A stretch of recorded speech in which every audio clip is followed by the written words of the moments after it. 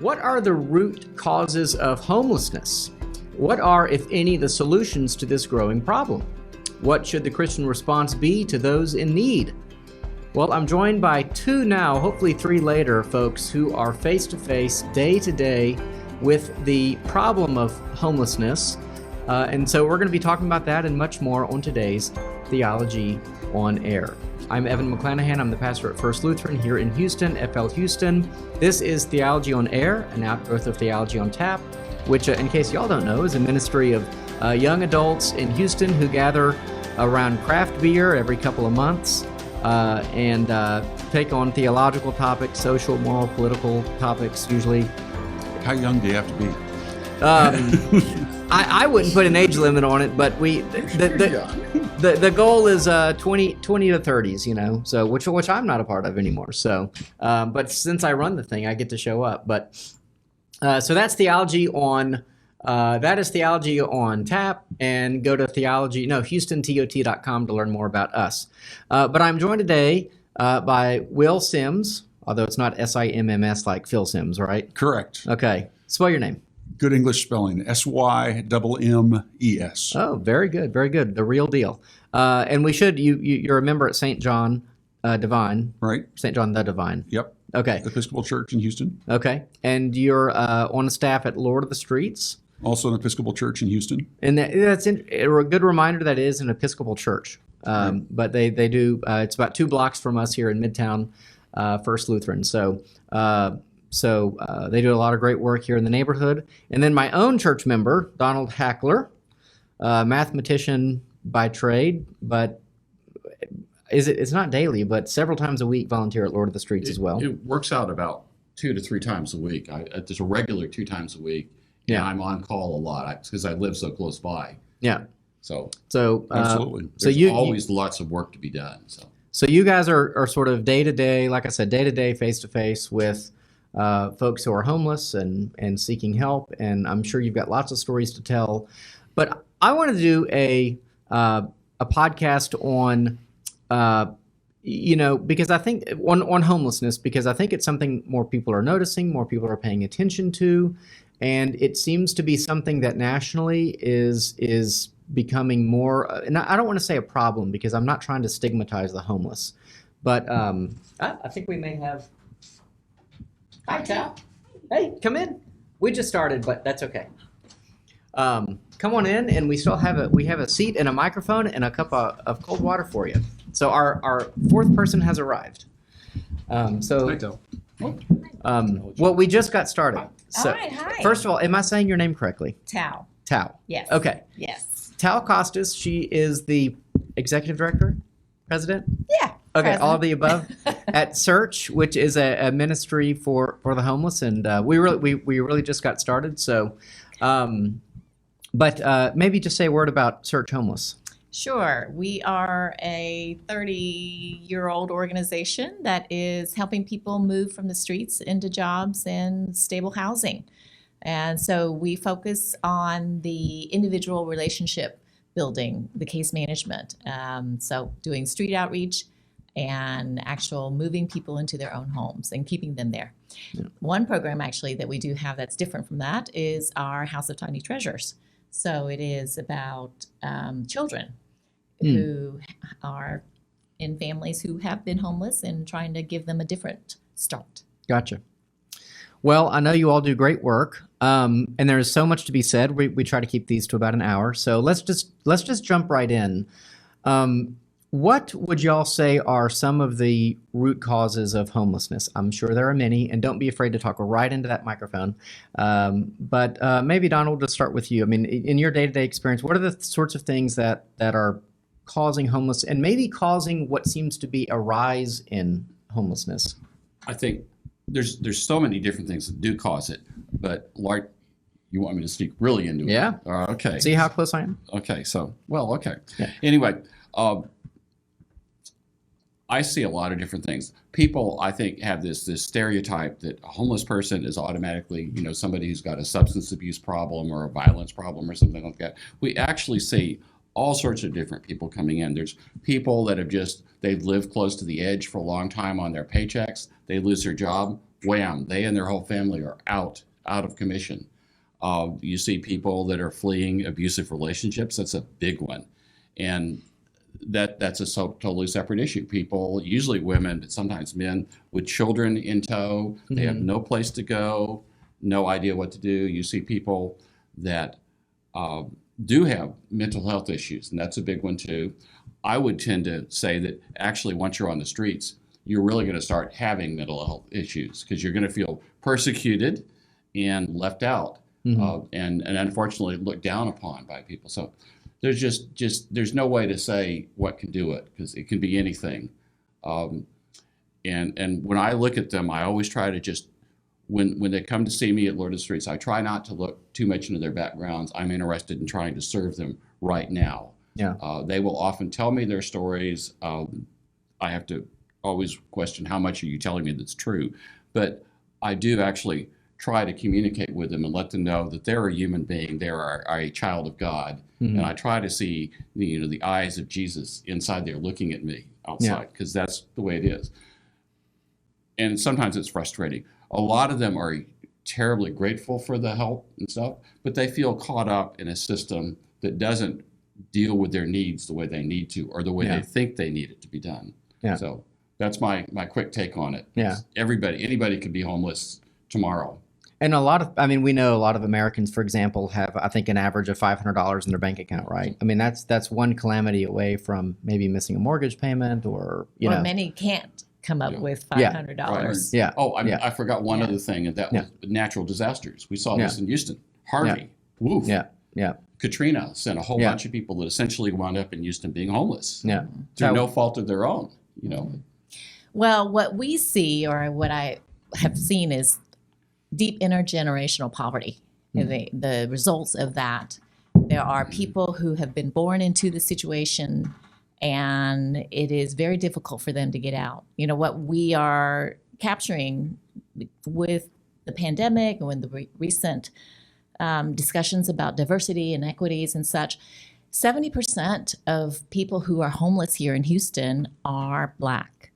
And in Harris County, only 20% of the general population is Black. And so it is occurring among people who have been set aside or not able to access jobs, access transportation, healthcare, so it really exacerbates the problem if they are born into it, if their parents aren't able to get themselves out of it. And it's that much more difficult when, as a child, you are suffering from malnourishment and stress and traumatic stress and toxic stress, and it just creates a lifelong problem. I think that's a good point. Now, I'm going to add to it briefly. That is that if you're raised in that situation, that you automatically tend to assume that that's the way it is or the way it has to be. Because it's really difficult to break the mindset that, well, this is what happens. So you actually just sort of give into it. Right. And you're not even encouraged to break the cycle. Is it? Yeah, go ahead. I was going to say, I just looked at it. I did my own market study, right? You have the chronically mentally ill, you have addicts, you have offenders, and then you have these people who are living on the edge. And I think the Kinder Institute said there are 200 and something thousand homes in Houston that are where they're spending over 50% of their income. They're living below the poverty line. They're spending 50% of their income on housing. So you're saying, you're one check away. But with plenty of offenders who can't get jobs, right? A sexual offender is unhousable and unemployable. They're certainly on the streets. Addicts, because that's a lifestyle choice for them until they can decide to get well. And then just the chronically mentally ill who are suffering from incredible brokenness through their childhood or early life. Yeah. So it's definitely not a one size fits all kind of thing. You got to get to know each person and find out each situation. One of the things that I think can happen is that people who are not homeless, they definitely can lose empathy for the homeless. We're not, I say we because I'm not homeless, but say someone comes up to my car and wants money or something like that. Sometimes I think there's uncertainty of what sort of to do, how to help people. And Will, one of your I read an article you had in the Chronicle, I think it was a couple of years ago, and more or less you argued don't give money to people who are asking for help. And I guess one of the reasons could be that, well, if the reason that they're homeless is an addiction issue, then that doesn't help. So maybe just say a word about that, and maybe anyone can also chime in on that, because I think that's one of the day-to-day things where Christians are like, what do I do? Because in the Bible it does say to anyone who begs, give, right? And a lot of people, that can be used against Christians. And I think if your Holy Spirit moves you to do something, okay, who am I to argue with that, right? Yeah. I am 100% convinced, after talking with numerous homeless people, that anyone who's asking for money on the street is doing it for an addiction. And I had one guy recently tell me, his name's Thor, and we were talking back and forth about it. And he said, Will, think about it. Look, I can get food whenever I want it. I can get clothes whenever I need it. I can get a tent if I need it. The only thing I need money for, cigarettes, alcohol, drugs, or sex. That's it. I've talked to other people, and I talked in that article about, I said, do you panhandle? He said, not anymore. I said, when did you quit? He said, when I got sober. And I'm absolutely convinced of it. And so then to say, what do you do, right? Which I think that's fair. I think if you feel comfortable, you can say hello. I think acknowledging someone and looking them in the eye and saying hello. We created this booklet, which we actually promote for people to give out, because in it gives the list of places where people can go. There's breakfast, lunch, and dinner is available in Houston, Texas, every day of the week. Okay, so that person's not starving. If they're not starving, it's because they haven't gone to a place that's feeding for free. And food isn't withheld, I'm guessing, unless someone is really unruly or something like that. But it's really hard for. I mean, there are probably people I've had people throw food back at me. I've had things like that. But now I limit to one meal a day. We do, over 300, close to 400 meals a day, 2 blocks from here, every weekday. Wow. Right in the mornings. There's breakfast that's served on Saturday. Yeah. There's breakfast that's served on Sunday after a church service. But there are other places that are listed. So what is the kind of a difference between maybe Lord of the Streets and Search? Is Search more kind of that long-term thing where you're more into like social work, if you will? I'm not saying that y'all don't do social work, but right. Okay. So our services now are about that individual connection. So we will go out and find people who are out on the street, living in encampments, wherever they are. Wait, you find them? They don't come to you? We go to them. Okay. And they come to us. Okay. But mostly it's us going out to them and going again and again and again. So I think for the common person who's driving down the street and you see somebody, you don't know what to do. And you're not going to come back necessarily unless they just happen to be on your route all the time. And even then, it is about acknowledgement, like Will suggested. The most important thing is for them to feel human, that they exist. And so I would say if you feel compelled, to do something, to give something, give a bottle of water. If you want to give financially, give to an organization like Lord of the Streets, Search, or one of the ones that are serving them in a comprehensive way. Yeah, because otherwise you might actually be working against what y'all are trying to do. You're enabling them. Yeah. Yes, you are. That's the right word. You are enabling. I think that's really important for Christians to hear, though, because there is such a guilt complex when you don't have something to give or you don't give. And as a pastor, sometimes after worship on Sunday, people will come in and they'll start, there's a story and asking for money, and it's usually transportation or something like that. Yep. And if my final answer is no, after I've listened and talked and tried to do the right thing, it can get nasty. Oh, you hypocrites, you're just the worst. You don't love Jesus and da da da da da. So. But, I'm sorry to hear that, Evan. Well, yeah. Well, we never have that at Lord of the Streets. Yeah. Donald's usually around. I'm like, Donald, can you be my bodyguard here? And, but you mentioned the encampments. Now that seems to be more of a modern phenomenon. I mean, I don't remember encampments 10 years ago. I mean, I moved to Houston about 12 years ago. So tell me, why the encampments? Where did they sort of come from? I've heard things, for example, like, well, Houston can't do anything about it because they're under an interstate, which is a federal. Is that true? Oh, okay. What kind of changed? Is there more homelessness now? Is it a rise in drug use? Is it the opioid epidemic? Is it the rise of housing prices, by the way? You mentioned how many people have 50% of their income is going toward housing. Housing ain't cheap in Houston. My gosh, it must have doubled since I've been here. And I'm assuming rents as well. So why the encampments? Well, so our building is over there by Minute Maid Park. Mhm. And so we saw the tents coming up 5 years ago. It was during a very cold winter. And yes, and I've been in this work since early 90s. And we absolutely had groups of people that lived by the bayou, by the old spaghetti warehouse, remember that, Maine, and under the Pierce Elevated. But we never had people living in tents until 5 years ago. And tents cropped up by somebody giving this person a tent. And then it catches on. And then the other people are giving out tents. And nowadays, Amazon is so easy for people to order and be delivered anywhere.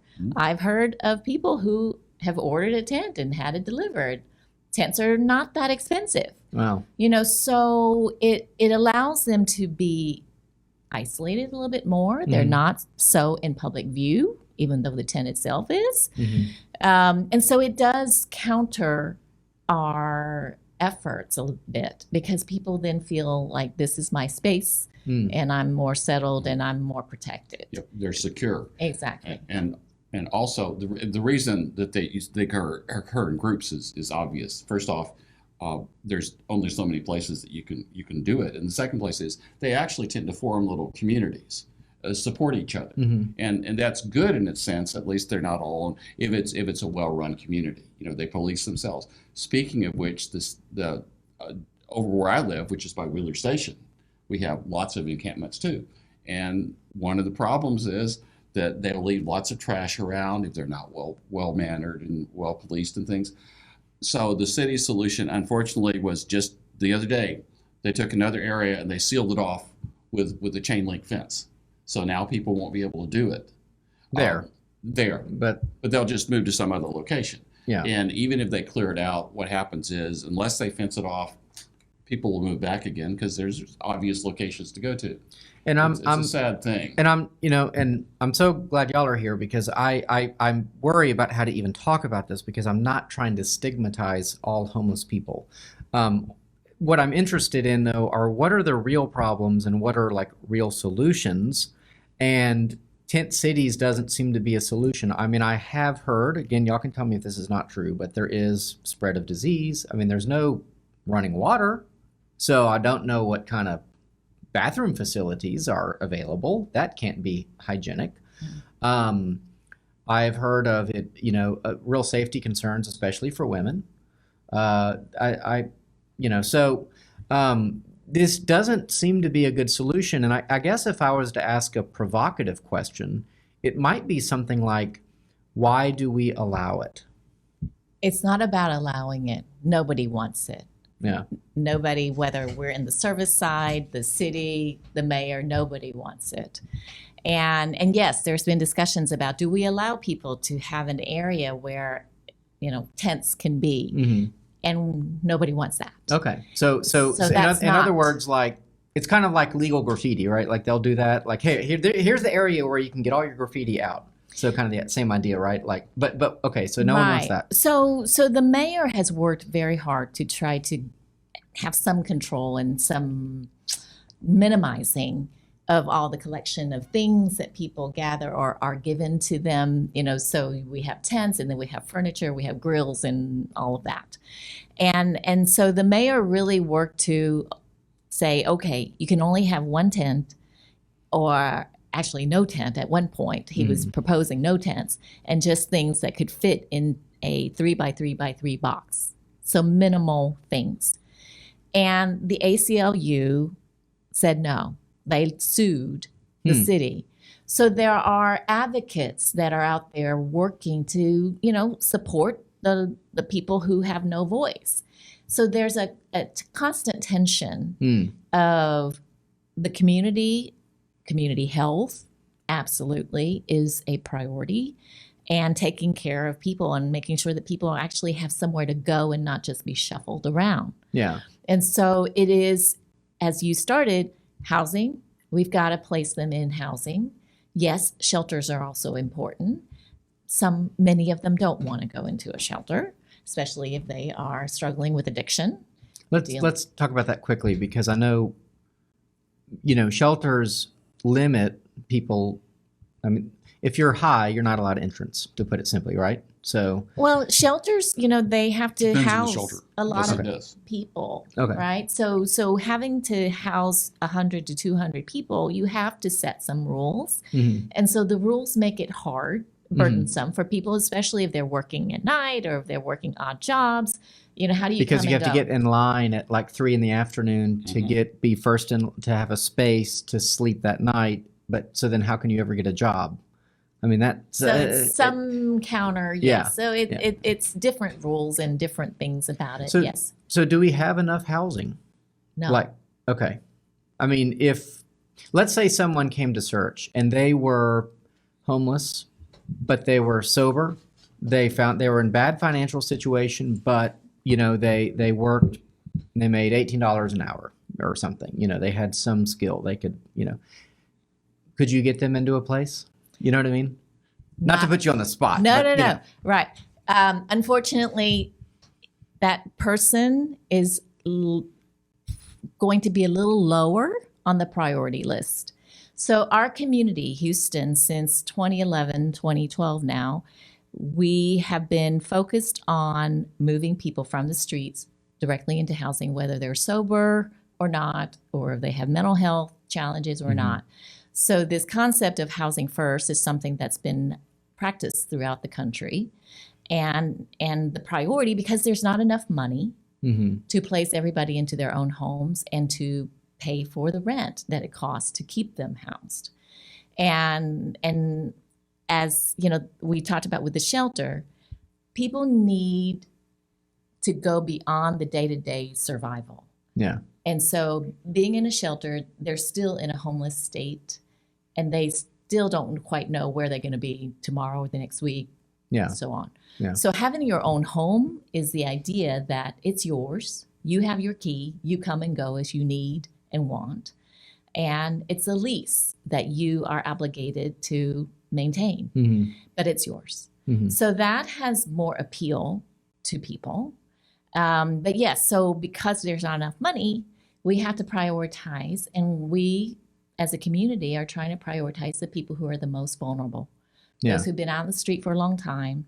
They have a disabling condition, mental, physical combination, various things. And so that's why the person that you just gave as an example is going to be a little lower, a lot lower. Okay. Or it's a different intervention.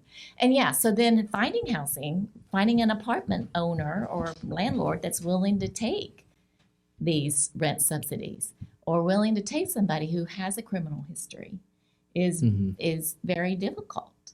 And because we don't necessarily have enough, and then having landlords who are willing. Yeah. Okay, Housing First, right, is the HUD program that started 12, 15 years ago. And Houston is in the forefront of that. They've been So wait, break that down. Housing First is what? HUD, right? Okay. There's the point in time count that they do. It's required by law. So 3 nights in January, you go out and you look for homeless people and you count noses. Okay. And that's the metric that's used in HUD to Okay. judge success. Okay. Just means I have to see you being homeless. Okay. With that, the city of Houston and the Coalition for the Homeless, this year they got $43 million, I think, from HUD, somewhere in that. And HUD is a federal. Housing and Housing urban department. development, Okay. right? All right. They give out lots and lots of money. Okay. We've gone hard into getting housing for the vulnerable. There's you get assessed at the beacon. The place you go is the beacon. You get assessed. You come up with a score between, last I heard, it was between 0 and 50 or 55. Okay, and there's certain hurdles. If you get to a certain point, they can move into housing. Okay. When East Parker was mayor, if you were a vet, you got housing that day. I mean, they just got vets off the street. The problem today is rents are higher, right? And the way the rent's paid is they'll pay $608 or something. I can't. There's a number, but it's 30% of what your income is. So whatever your Social Security check is, you pay. The rest of it's subsidized by HUD, and that $43 million or some portion of it. As gentrification here in Midtown, right? Those places are gone, right? So they end up being moved further and further away. They've run out of inexpensive places. The other thing, that this isn't a closed system, right? That you have, remember that old algebra problem where you have a 20-gallon tub and you have 5 gallons a minute coming in and 3 gallons a minute going out. How long does it take to fill up the tub, right? Well, Math major? yeah. Would be, Yeah. okay. Go ahead. We talked about the 200 homes that are all living on the edge, right? So if they're in trouble, they have kids that make you go up higher in the line, right? So they're all vulnerable. There are 27,000 homeless kids in the independent school districts around Houston.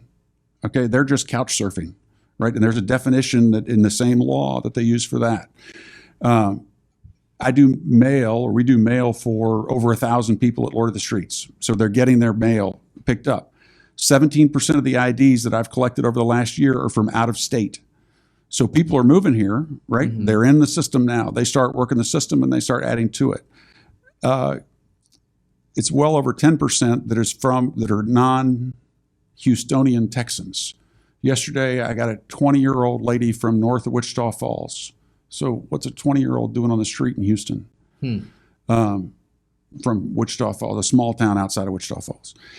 So you've got this constant influx. Texas Department of Criminal Justice drops off 1,500 people a month in Houston. Not all of them are homeless, but I see plenty of offender IDs, right? That they get out of jail or out of prison. What is an offender ID? You're like a driver's license? You and I call a driver's license. If you have an offender one, it's impressive. It's got your picture on the left side. It has 3 stripes, a blue stripe, a white stripe, and a red stripe, pardon me. Okay. And it says offender. Gotcha. Right. You look at it, it's not something that you'd be proud to show. So if you apply for a job and they say, show me ID, and you pull out your ID, it's like, oh, it's going to make it harder to get a job. But it would make it harder. And Evan, if guys follow the law, that I-9 that you fill out for forms, it's illegal to use that offender ID. Okay. So somebody gets out of prison, they can't get a job with that ID. It's not legal for them. The state of Texas has a law that person's supposed to be released with an ID. I've been in contact with the reentry part of TDCJ. They're working on the problem. They're working really hard, but COVID's made it difficult. I mean, they're just challenges galore. I mean, ID alone is a whole thing. Is Operation ID still around? But they're overwhelmed. Yeah. I mean, because It's one of the most common things that we get in the front of Lord of the Streets. I need an ID. I need a birth certificate. I mean, and without so these ID, are people without, I've got files with my kid's birth certificate and social security cards and all that, but none of these people have anything like that. They might not even know where they were born. They might not even know their legal name. They might not, I'm Or guessing. they get it lost and stolen. Yeah. Or their things get thrown away. Yeah. Yeah. And they got to start all over. So you have to start, and how long does it take? My favorite, is when, we clean up in an encampment, right? And so the way the city does it, right? They bring in a dump truck and they're saying, we're going to clean up. They just pile everything in there. And one guy came to me and said, they took my tent. My backpack was in it. There. I don't have anything. Right. Yeah. And he started over. And I'm sure the city gave him notification. Whose problem is that? It's a different story. But that's the reality of being on the street. Right. Yeah. You can also just lose it in a natural disaster. I mean, how many people lost their ID during Harvey? Yeah. Or places flooded, It while can you're happen. asleep, it's stolen. No, it's And theft is a constant problem in the encampments. One of the things that has not helped at all has been COVID, because the shelters cannot have as many people in them, even if they wanted to go into the shelters. Mm-hmm. And the other thing to remember is once you're on the streets, you're really cut off from world news unless you really try hard. You have no idea what's going on. I've told you that several times, like the great freeze that we had, this recent brush with the hurricane. I was walking around the encampment saying, people listen. There's bad weather coming in. You need to get to shelter. You can't be out in the open like this. But there could be a hurricane, Category 5 hurricane coming in Houston. They may not know. They'd have no idea. Now, okay. The police also do that. The problem is that, unfortunately, most of the homeless tend to view the police in a rather antagonistic fashion. Yeah. And possibly with good reason. Even though most of the police aren't like that, but they don't trust them. They think this is a scam. This shows you the mindset. This is a scam to get me to come into some place where they can arrest me. Mm-hmm. And it's a sad fact that a lot of them do have some sort of petty crime on their record. Like you shoplifted. Mm-hmm.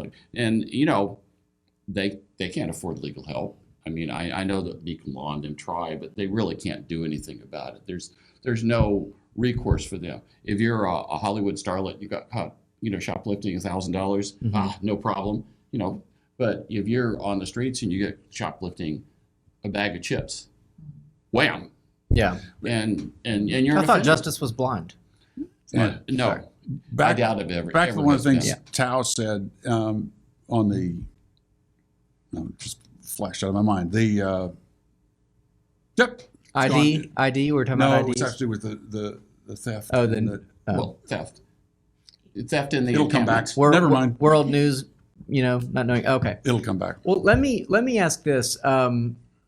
What are some things that Christians should do to help and things that Christians should not do? We kind of talked about ways to help someone if they come up to you on the street. I think that actually people having some basic training in de-escalation would probably be wise because, you're not always dealing with people who are having good days or in the right frame of mind. But that aside, that's a little intense. But obviously supporting institutions like organizations like yours, but maybe just give a list of things that are good things to do and not good things to do that would be helpful at this moment, given the particular kind of homeless situation that we have. I mean, I start with continuing to learn and talk to people about this, because I think there is so many myths about people who are homeless and Mm-hmm. why they become homeless and the judgment that goes with it, whether we mean to or not. And so October 10th is World Homeless Day, and we're actually trying to get congregations to participate just to do activities, or it's really about raising awareness Mm-hmm. and learning and understanding about homelessness. So that's something that I think is easy for any congregation to do. And then that way, you're teaching your children or yourself really about empathy. I mean, I know people are empathetic, but about people that you just don't get. Yeah.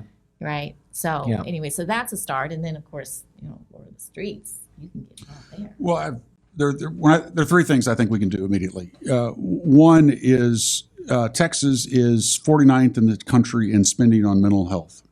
Okay. That's almost last.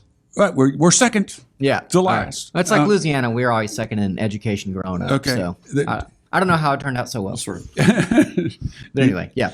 But that's an issue that goes, obviously, we don't want to spend the money on it, but you spend the money either. You're going to spend it one way or another, right? 'Cause, Exactly. Prisons aren't free. Right. Okay. And anyway, yeah. Yeah, no, and I think we're doing a disservice to our community at large. And there are places like the Harris Center and some other places that help with mental issues.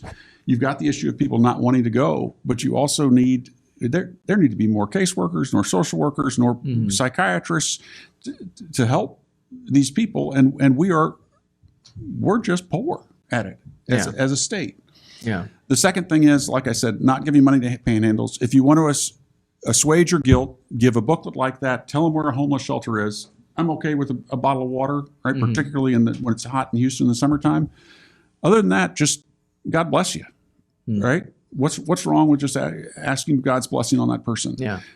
I am, And as I said, to compound it, if people come to a church, right, and they need, the common story is transportation. That's what I've heard my whole life, right? I'm here from such and such. I need to get back there. Yep. The bus ride is such and such. Do you have $20 you can spare? Should I ever believe that story? no, No. Never? never. Okay. But I feel relieved. CCSC is a great organization here in town, right? And that's who we kind of are affiliated with. And the way they were started, right, 30 years ago or so, a couple of the ministers over there in that area were like, oh, I saw Evan yesterday. I gave him $20. Oh, you gave him $20 too, Yeah. right? And they said, how do we consolidate that? And so that's how that organization was created, just to eliminate those kind of things. Yeah. So I think that's a perfect example. Now, the flip side is if there was an organization that could actually ship people out of state, maybe there's a business there. I don't know. You could probably get it There funded. used to be a service like that but in the early days. Oh, yeah? Yes, where bus fare Yeah. was provided for people. Now, what we did was to verify that there was somebody on the other side. We don't just willy-nilly send people out. There's got to be a reason. There's got to be a person who's going to receive you. Yeah. We had a lady out front of the Lord of the Streets last week, and she was telling everybody about Haven for Hope, which is a great program in San Antonio. And she's like, you need to go to San Antonio. And I was like, I think I'm going to let her keep recruiting people. Maybe they'll go. Yeah. Sorry. There was something Will was saying about the people who are from out of town here. And I think there are a lot of people who come to Houston looking for an opportunity for something that, and I don't want people to think that people come here because of homeless services. Because I think sometimes that is also something that I hear is this idea that people move from a different town because they think that services are richer in Houston, and that's not necessarily. I've confronted that rumor more than once. I distinctly remember a woman showing up at Lord of the Streets. She'd driven all the way from Phoenix with 4 children in the car. She's fleeing an abusive relationship. And she came to Houston from Phoenix specifically because somebody told her that when you got to Houston, they would have to give you a house. I mean, I'm serious. And she was very indignant with the housing person that happened to be at Lord of the Streets at the time, because like it doesn't work that way. You know, there's a nice shelter that you can go to here for the kids and things. And of course the children are just wandering around like wondering what's going on. Mom was understandably distressed, but if I'd driven all the way from Phoenix overnight, I'd feel pretty tired too. But she had this concept in her mind, and she wouldn't let go of it. And this is it's a mental illness problem, of course, where you fugue on something and you just fixate on this must be the way it is. This must be the way it is. And when it doesn't happen, your world has crumbled. So I don't know what happened to her. It's heartbreaking. Yeah. When I deal with people, a lot of times I try to think of myself as I'm just giving people things beyond food and clothing and stuff like that is usually counterproductive. I try to give them the opportunity to make it better for themselves. They need the tools to make it work. So I work with the vision, area. Well, a lot of these people, they need glasses. I mean, they can't, if you can't see, you can't drive a car, you can't do anything, you can't get a job, you can't read anything. Not the word of God, not anything, not even the street sign. So you try to give them tools that are practical and realistic to do. And the fact is that no matter how many you serve and help, and we do know we help them because I ride the trains almost exclusively, and I get people coming up to me all the time thanking me for helping them at Lord of the Streets, or wanting to ask questions about search or CCSC or anything. And they recognize you because of the ponytail. That's one of the reasons they do.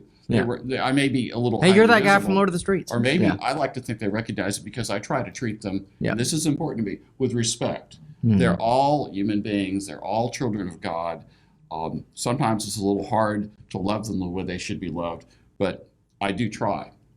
And they deserve the opportunities, because you never know what could happen, the next day. You could be cut down just like that and be helpless. Yeah. The saddest cases to me are people that have been raised for whatever reason and not in poverty, where they actually know how to deal with these situations, but raised like middle class or higher.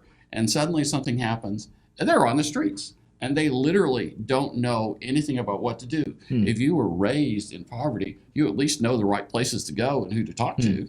And your parents can tell you how to panhandle, and that's not a good thing, but I've seen that happen too. Children being trained to do that. Is something like the opioid epidemic, would that I mean, that hit the middle class particularly hard, as I understand it. Did you notice, did the homeless industry, if you will, or those helping the homeless notice something different during that time, like the opioid epidemic, or no? It wasn't, it didn't create homelessness per se. Well, Okay. No more than we anything offer, else. Yeah. we had a benevolent man down in Friendswood bought a shower trailer, and he hauls it up here on Tuesdays and Wednesdays. We park it outside Lord of the Streets, and we give showers to people. One of the men who he works for, or works for that company, came in one day. He said, "Will, this just became very real to me, because one of the women in line was someone he knew from Friendswood, and she had been a nurse. I think what we'd call a normal middle class, respectable life, right? Mm-hmm. She got addicted to opiates. She's now on the streets in Houston. We got her in touch with a counselor one Wednesday. Was there. She said, well, she wanted to go get another drink before she went, right? The counselor said no, and then she ran off. Oh, man. A week later, he came back for the showers, and she was there again. And that time she went off with the counselor. And so, there's hope, but that to me is another reason why you want to have somebody go to a facility where somebody's trained in how do I help you get off the streets, right? And I don't know, I don't have the skill set to do that, but I know that if I have a social worker there who's trained in dealing with somebody in addiction and how to get them into a center, Yeah. that's what we need, Yeah. right? And that's what her name was Tamara. That's what Tamara needs. Let me ask a controversial or provocative question. Okay, so on the streets, there are many people there for many different reasons. And there's at least a certain number of people who don't mind being there. It's more or less they've accepted that that's where they want to live. Maybe there's an addiction that they don't want to give up. I mean, want is a complicated word, right? Because, if you are really addicted, you want They've accepted it. Yeah, yeah. And it's really not good for anyone, that they're there. They may be a danger to themselves or to other people. And we've talked about, sort of tent cities and things like that. I don't think that's really good for a city. So the word is something like institutionalization. Are we, something like that is, to even say the word, I think is considered, it's almost a word we don't say. It's like a violation of human rights. 30 or 40 years ago, I don't think people would have seen it that way. I was kind of joking before we started. It's like one flew over the cuckoo's nest is sort of that's when you say that word, that's kind of what comes to mind. People being mistreated, people even being tortured in state settings against their will. They don't have the right to check themselves out, but now people do. And so, but it seems like the flip side of that right of being able to check yourself out of medical care is that people are kind of borderline, where they have enough awareness to say, if I say I don't want to be here anymore, I can get out. But they're not really well enough to live. They can't keep a job. They're addicted, et cetera, et cetera. They can't provide housing for themselves. They can't have a stable life. What do we do with people who are in a situation where they can't really take care of themselves, but they're psychologists or psychiatrists, but I could be supportive of her, and I like to think that maybe that helped her a little bit. But you see this thing all the time. People, for some reason, they're reconciled to disaster, and then one day the Holy Spirit acts on them in whatever way you want to phrase it, and poof, they suddenly start changing their life around. It is not easy. It is not going to happen overnight, and this is a big problem. People often, they want the instant gratification, and it's not going to happen that way. Yeah. And you can go into all sorts of factors about what might or might not cause it, but that is a realistic fact. But people can change, and so that's why I keep doing this. Because you're making a difference in people's lives. And my general overall view is, if we could get more people, more volunteers to go out there and start trying to make a difference in people's lives, just being nice to them, like, I will come and I will do this, that might start changing the situation a lot more. Because a lot of times they just want someone to listen. They want someone to care about them and show that they think that they are a human being, or as I put it, a child of God. And that's good to hear, because I think your average person would be afraid to do that type of volunteering work because they're not trained, and they assume the worst, right? That someone is dangerous or high or something like that. We just had a new volunteer at Lord of the Streets for the clothing room. And the way we've done it is you have to fill out a form upstairs, and we have a runner that goes down and collects the clothes. It used to be somebody could shop for themselves, but we don't do that. And he came back. He said, Will, I absolutely love that. He said, one, I met the people. They told me what they needed, and there was immediate gratification that they got what they needed right then. Mm-hmm. And so he found it a very fulfilling, rewarding volunteer experience. He interfaced with people that he normally wouldn't, right, in an environment that was safe and protected. But for him, it was super satisfying. So there are opportunities like Donald suggests where you can do it. There's some, we all need volunteers. And sometimes it's just people I need people in the kitchen where you never see a homeless person, but by golly, you can cook. Someone's got to make the soup. Exactly. Yeah. So it doesn't matter what you're doing, and I'm sure you have the same. Yes. At our House of Tiny Treasures, we need some help in the kitchen all the time. Yeah, and of course, with the kids, it's hard to, everybody wants to come. Yeah. Back on the mental health discussion, yes, I think first, Will said earlier, there's not enough resources for mental health care. And so, yes, there's a number of people who we can't connect to even, our outreach team who are clinicians who know what they're doing. And so they need a special type of place to live. And our laws are trying to protect people's civil liberties.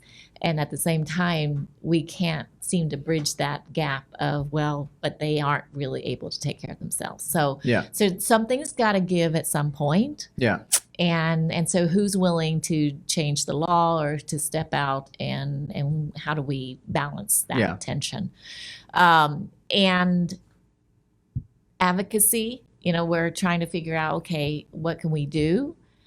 Vote. We can, actually support better health care, better access to health care for people, Medicaid, because these people, they need insurance, right, in order to get recovery services or this person, we'll do the paperwork, we'll subsidize, they have a criminal record, overlook it. Let's say we could build a building, 2,000 beds, 2,000 bathrooms, places for families, Could that ever happen where you say, like, we'll get you off the street, we'll put you in this place, but you have to live in this way? No. I'm not advocating. I'm just, right. But I think that your average person drives by, they see 100 tents, and they think, can't we just build something and put everybody in there? You know what I mean? Part of the problem is. Well, wait a minute. Why do you say no, Thao? Well, because I don't think it's necessarily a one size fits all. Okay. And so I know Haven for Hope has gotten a lot of attention, and there's good. What is that? That's in San Antonio. That's a campus in San Antonio where homeless people are brought. Okay. And there's a whole range from shelter to housing. Yes, I think the concept seems logical, and they still haven't been able to reduce the number of people who are homeless in San Antonio.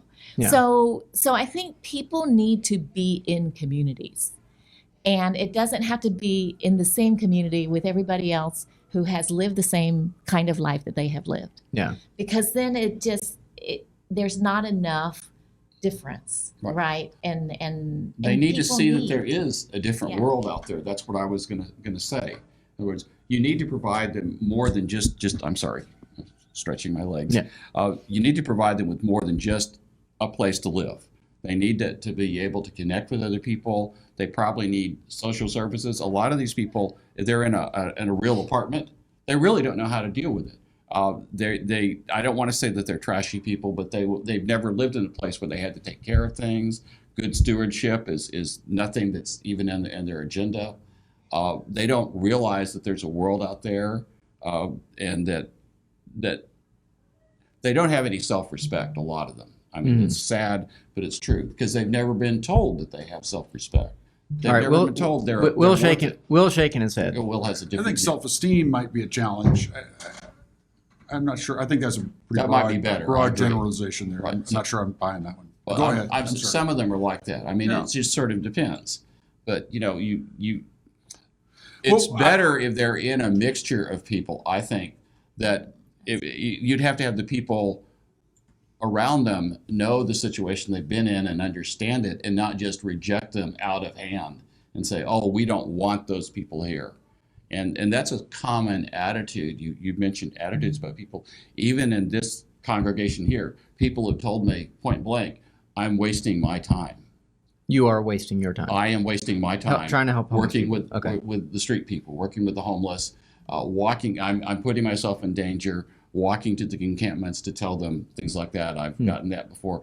There's some. They need to go do it because there's plenty of satisfaction that you get from. I think we've helped people. I mean, I know people we've helped. Oh, I know that, So- but they don't see Yeah. that, and they don't really want to see it either. They just view that this is a total waste of energy and resources. And this is, I hate to say this in a church, this is despite the example of Jesus. Jesus didn't come and minister to all of the wealthy and powerful people that didn't need help. He was out there with what we would call the street people. Yeah. That's literally who he was with. Let's go back to Evan's question about, if we could build a big enough facility, right, for people to come. One, it's way too small, right? With 2,000, whatever you dreamed of was. I was dreaming. Yeah, and okay. it's they say latest count was 4,000. I think it's probably closer to 20,000. I mean, if you look at the number of HRSA, which is another government agency, has a different definition of homelessness, and their numbers are significantly higher than HUD's numbers. Okay, so that's just HUD uses a number, that's their measuring stick, and that's what the coalition uses. There are other measures of homelessness that do not show a massive decrease in Houston. But so you need many, many more. The second thing is, and I don't know if it was Ruby Payne or who talked about it, where you needed to have that, when you're talking about community, that you needed different levels of affluence in the same neighborhood, the interactions, right? And that made for a healthier community. And I think so mixing in different levels of apartment rent in different communities is good. It's good for the community as a whole because I'll use an example of, I read about it today, or in a book recently, it talked about the police officers in San Jose or someplace like that it was a 4-hour commute, right? Because they can't afford. They can't afford to live there, right? So the people that are there to protect you can't afford to live there, right? A homeless guy who gets out of Open Door Mission, I was just talking to him this week, his commute to his job at Goodwill, so he's done everything right. He's sober, gets a job, 1 hour and 50 minutes each way. So, Wow. I mean, we talk about their challenges. So we do need that mixture.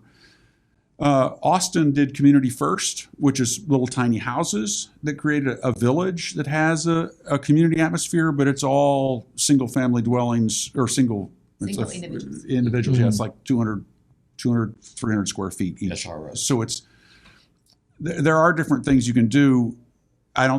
What I'm convinced of after all this is there's not one solution. We need to have 50 different solutions and 50 different dreams, and people need to continue pressing on. And the answer to whoever's telling you you're wasting your time is come down and try it. Because when you have a grown man cry on your shoulder and thank you for the blessings that he's received, whether it was housing or the fact that he's sober today, or the gratitude, singing happy birthday to somebody who's 39 who can't remember ever having happy birthday sung to him, that will change your heart. Yeah. And that's why you do this, right? The poor aren't here. We're not here for the poor. They're here for us. And we're about at the hour mark. It's gone by very quickly. Maybe any last thoughts or a success story? I think you more or less said one, but if you have another one, I'd like to end on success stories, because I do think people are overwhelmed right now with this. Again, I hesitate to say problem because I'm not trying to stigmatize the homeless people or persons, but maybe just kind of any final thoughts, anything we didn't cover, and a success story. already gave one. Do y'all have any others? I have another one, that I can bring Go up. ahead. Well, another thing that happened, and this is really strange. I've been working for several years with a person who started out homeless. She was an alcoholic, a flagrant alcoholic and things like that, from California. She was raised in a very abusive household and things like that. And I talked about how a little thing can change your life. It can change it bad, it can change it good. She got pregnant. And so suddenly she looked around and like, why am I doing this? Why am I, I've got a child to take care of. To her credit, she didn't say like, I'm going to get an abortion. She was like, I'm going to raise this child. So she just turned around, and this woman showed up at our doorstep here at Lord of the Street, at the church. And she wanted tutoring in remedial math. It's like, sure. And she's now in the Bauer School of Business. She's about a year from graduating. She just moved into a nice, somewhat subsidized, but still a nice 2-bedroom apartment for her and her son. She's been sober. She's just turned the whole world around. And the best part to me is she started doing this because of her son, and that's commendable. Now she said she's doing it for herself. And she also said, I'm enjoying life. Life makes worth living. Because unfortunately, a lot of people, they slip into this mode where it's all chapel in our building, and he would be there every day because we had a chaplain, and he would come join to pray for housing. And he got the lottery. He was able to get into his home, and it's moments like that are happening all the time. And so the success is that they connect with somebody, that they feel important, and they want to do something different. Yeah. I think that's important. they want to change. That's great. Right. That's great. Well, we need to wrap it up. I want to thank you guys so much for your time. Again, Will Symmes, spelled Thank the you. old-fashioned way. Very How good. do you get to Lord of the Streets website or support Lord of the Streets? LotsHouston.org. LOTSHouston.org. Yes, sir. And Or Thao? lordofthestreets.org if you want to go old school. Okay, cool. Searchhomeless.org. Search Homeless. Okay. And you're at Lord of the Streets as well? I'm at Lord of the Streets, yeah. Excellent. And here, Yeah, and here. Very good. Well, thanks for listening out there on Facebook and on the podcast. Of course, we encourage you to go to Houston TOT to learn more about what we're doing, and go to their organizations to learn more about what they're doing as well, of course. And until next time, we encourage you to question freely, think deeply, and disagree as needed.